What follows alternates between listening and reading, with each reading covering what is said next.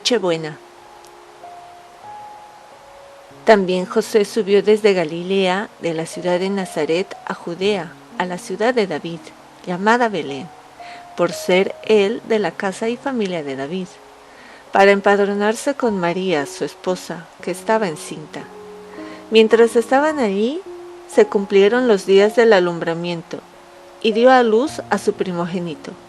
Lo envolvió en pañales y lo acostó en un pesebre, porque no tenía sitio en el albergue. Había en la misma comarca unos pastores que dormían al raso y vigilaban por turno durante la noche su rebaño. Se les presentó el ángel del Señor. La gloria del Señor los envolvió en su luz y se llenaron de temor. El ángel les dijo: «No temáis, pues os anuncio una gran alegría, que lo será para todo el pueblo. Os ha nacido hoy en la ciudad de David un Salvador, que es el Cristo Señor». Lucas 2, del 4 al 12. El nacimiento de Jesús brinda muchos elementos de los cuales se puede asumir que el lugar específico donde aconteció fue en medio de la pobreza. Pero no una pobreza con algunas carencias, sino una paupérrima. Cuando Dios abraza a la humanidad en su encarnación, con su nacimiento marca una intención, conlleva una denuncia y anuncia una esperanza. La intención divina no puede ser otra que la exaltación misma de la vida.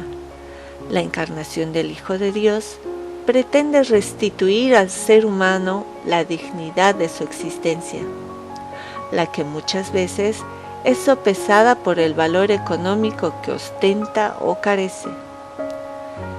El primogénito de María es el primogénito de Dios, el hacedor mismo de la vida, y será a los ojos de su madre el mayor tesoro de su vida, de valía incuantificable, por supuesto, pero que sin embargo a los ojos del mundo el precio de una vida puede ser relativizada. Carrillo Alday realiza una explicación sobre el albergue mencionado en el texto bíblico, sirviéndose del comentario de la Biblia de Jerusalén en este capítulo. Indica que era lógico pensar que José tenía una casa a la cual llegar en Belén, ya que él era del lugar, pero que pese a tener una casa, ésta ya se encontraba llena y no pudieron quedarse en ella. Anselm Grün dirá que el albergue, como lugar de paso para los viajantes, estaba lleno y que por eso los padres de Jesús tuvieron que pernoctar en una cueva que se encontraba tras la casa, el albergue, en la que había apilado el heno sobre el muro. A mi parecer, ambas explicaciones dicen mucho. Por un lado, tenemos la conjetura de Carrillo que se remite al comentario bíblico. Probablemente aquí pueda entenderse esta interpretación desde Juan 1:11. Vino a los suyos, mas los suyos no lo recibieron.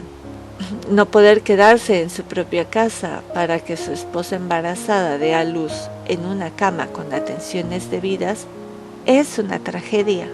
Está claro que Juan hace referencia a la presencia de Jesucristo en la casa común, en medio de los hombres, en sus corazones.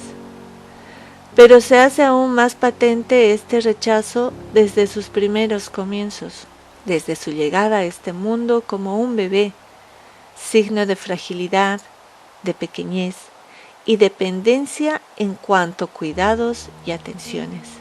Su casa no estaba disponible para ellos. La pregunta es, ¿cuándo sí lo estaría? Si para lo que urge no la estuvo, tomando en cuenta que su propia familia fue incapaz de acogerlos y socorrerlos en momentos de alto riesgo para la propia vida. Por otro lado, si nos ceñimos a la interpretación de Anselm y solo consideramos que el albergue estaba lleno, ya no su casa concretamente, sino un simple albergue que acoge a peregrinos. Igualmente esto nos tiene mucho que decir. Primero, que mi descanso y seguridad es más importante que la protección de la vida de otros cuando ésta se encuentra urgida y necesitada, o en el umbral de la vulnerabilidad, donde se pudiera correr incluso riesgo de muerte. Vale más la seguridad personal y se menosprecia la seguridad de la otredad, de los demás. Esto pudiera ser porque no se considera que la vida tenga valía en sí misma, simplemente por ser, por existir. Lucas en estos versículos ya realiza una denuncia, una tremenda, que ataca a la conciencia del ser humano y plantea el tema de acoger la vida, de promoverla y de sostenerla. Ya sea que fuera la casa de José o un simple albergue, la actitud de desprecio al necesitado es lo que nos debe interpelar. No voy a profundizar en la interpretación que realiza Grum de los versículos siguientes, porque si bien maneja la imagen del Mesías en contraposición al emperador romano que representa el poder, no se critica las acciones concretas de las personas, que, sin tener algún poder concreto, cargo o jerarquía, fueron partícipes de una injusticia. Al detener mi mirada en la gente del pueblo y en los peregrinos, en la gente común, que está en ese lugar probablemente por las mismas razones que José y María y por otras múltiples razones, quiero resaltar el verdadero drama del ser humano, la falta de caridad, de acogida y de fraternidad que se carece. Que si entre todos formáramos una sola fuerza solidaria de acogida, de servicio, de cuidado y de auxilio, poco o nada nos tendría que decir las acciones de los gobernantes. Si uno hubiera cedido su cama, otro prodigado cuidados, otros brindando alimentos y cuanto hiciera falta, Jesús, como otros niños que nacen en condiciones infrahumanas, llegarían a este mundo con la verdadera dignidad de hijos de Dios, rodeados del amor fraterno.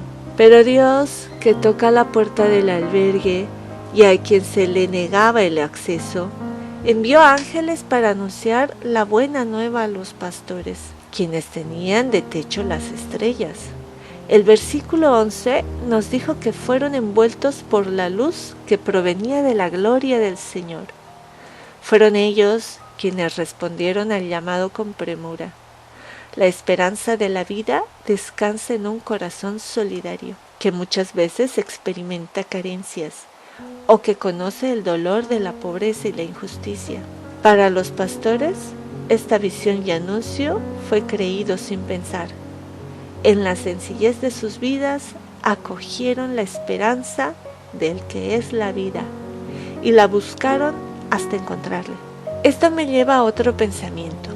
Por ejemplo, el considerar que la gente de pueblo no necesariamente dispone de todas las comodidades para vivir. Es más, en su mayoría debieron ser gente trabajadora, que luchaba para pagar sus impuestos, que para esa época y también para la actual eran muy altos, cada uno ocupado en sus propios problemas, en sus luchas personales, sumergidos en el vaivén de la vida que sin quererlo absorbía gran parte de su tiempo, pero también de sus conciencias. Todos nosotros podemos identificarnos con ellos. La vida cuesta cuando no se tiene trabajo, o si se lo tiene y no es bien remunerado. En definitiva, siempre habrá una forma de justificar la falta de solidaridad para con el hermano, cuando en realidad la vida es más simple que esto. Si el propósito de esta vida consistiera simplemente en acumular riquezas, de seguro que sería conseguido a costa de todo o de todos. Y de hecho, lamentablemente, muchos seguían bajo este propósito. A este respecto, el Papa Francisco dijo: la corrupción espiritual es peor que la caída de un pecador, porque se trata de una ceguera cómoda y autosuficiente donde todo termina pareciendo lícito.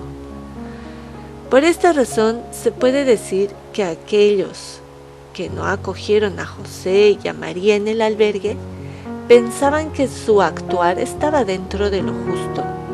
Simplemente no había espacio y ellos llegaron primero. Este quemeimportismo indica lo alejada que se encuentra la gente de Dios, al punto que se le niega el acceso. Más adelante nos dirá el Papa, al hablar sobre el discernimiento orante. Solo quien está dispuesto a escuchar tiene la libertad para renunciar a su propio punto de vista parcial o insuficiente, a sus costumbres, a sus esquemas.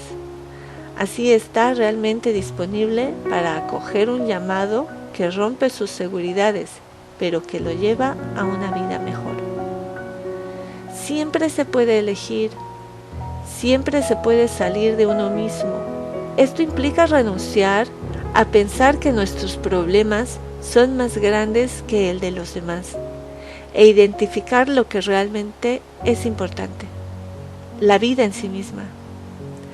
Es entonces cuando uno es interpelado por la realidad en la que viven muchos hermanos nuestros. Cambian las metas de vida. Ya no es el acumular riqueza, sino el servicio, el acompañamiento, la entrega, dar una mano, brindar un pan, etc. El centro de la vida ya no es uno mismo. Este ha quedado relegado del todo.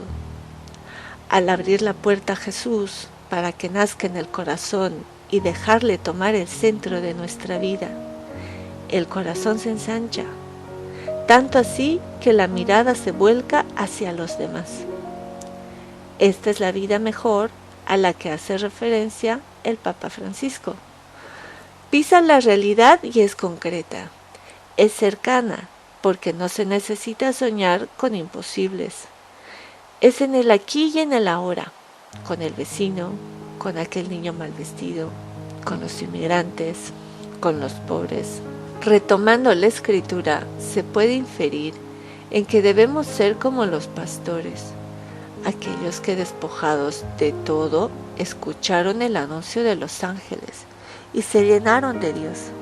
Cuando miro a la sociedad en la cual vivo, veo una multiplicidad de culturas, gente de todos lados, con colores y gustos distintos, con idiomas diferentes, con deseos, miedos y carencias, pero también con esperanza de una vida mejor.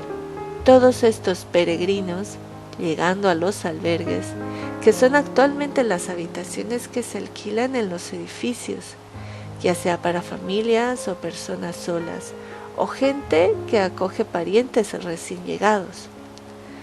En esta sociedad compuesta de rostros diversos, existe un común denominador y se llama familia.